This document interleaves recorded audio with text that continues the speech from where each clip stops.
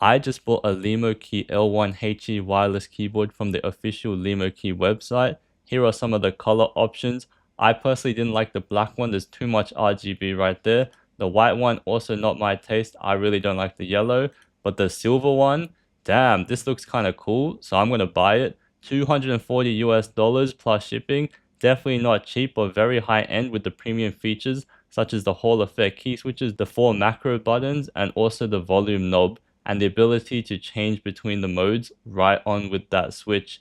So we got to see what it looks like. The keyboard was shipped from DHL Express direct from the website. The packaging was immaculate. There was tons of layers of this bubble foam, so it came in absolutely perfectly fine. And the unboxing process, it was so fun. It was like opening an Apple product. You have the quick guide right here, and then when you open it, it reveals the keyboard itself and all of the accessories. The manual you can find online.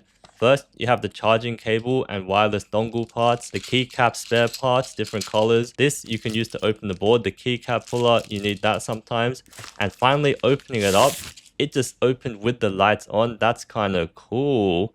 It looks absolutely beautiful, a very high-end premium keyboard. So you guys definitely should do your research before buying it. The version I have comes with the non-shine double shot Cherry PBT keycaps, and they're the ones that I like personally. Just look at the purple color, it looks beautiful. And the premium quality of the case, it's 100% aluminium or aluminum for the American folks. It comes with a USB port at the back, the Lemokey logo, and damn, it looks so premium. I really don't enjoy the plastic cases because they're gonna scuff easily, and this just feels so nice. Even the knob, it feels in the right placement on the left side personally because I don't like to take my hand off the mouse.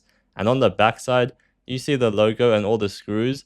People can also have some fun customizing the internals. They give you all the things that you need to open it up. I do need to mention that this keyboard is an absolute brick. At almost 2 kilograms, 4.36 pounds, there's no chance of lifting it with one hand.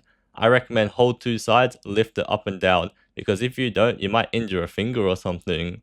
Next, let's have a look at the RGB. At nighttime, glowing in the dark, it's absolutely magnificent. These are north-facing RGB lights too, so if you want additional keycaps, you can switch them out to the shine-through ones. They have them on the Lemokey website. The black one has a shine-through, but I personally don't have it as a preference. This keyboard differs from the normal version because it has Hall effect keys, the Gateron Double-Rail magnetic switches, so you can utilize the software to change the actuation points. Stay tuned for the review to see that, but as you can see, the keys move up and down very linearly. Some people might not like it, but I love it. The sound test is going to be at the end of the video, but here's a preview.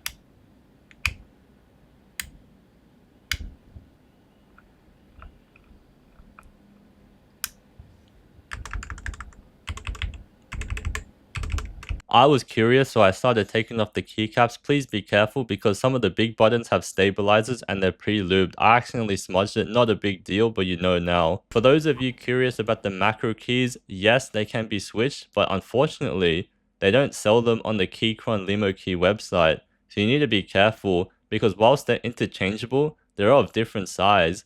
They're slightly bigger than the normal type of keys, so if you're going to replace them, you need to be careful. There's going to be a slight black gap, and some people have OCD and can't handle it.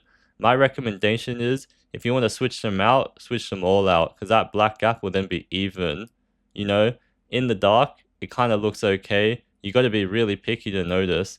One thing to note, I accidentally scratched some of the keycaps because they're of a matte finish. Not a big deal, you can only see it in the light. Just wanted to show you guys so you know. And finally, you'll notice because of the macro keys on the left, despite being a 75% layout, you'll have to adjust your hands. Most people put their hands to the middle of the keyboard, but you got to move it slightly to the right. Not a big deal, you'll get some time to get used to it, but it is a magnificent keyboard. Hope you guys enjoyed the video. Feel free to give it a like and subscribe if you want to see more. I'll probably do a review later, so stay tuned. The sound test is going to come up now.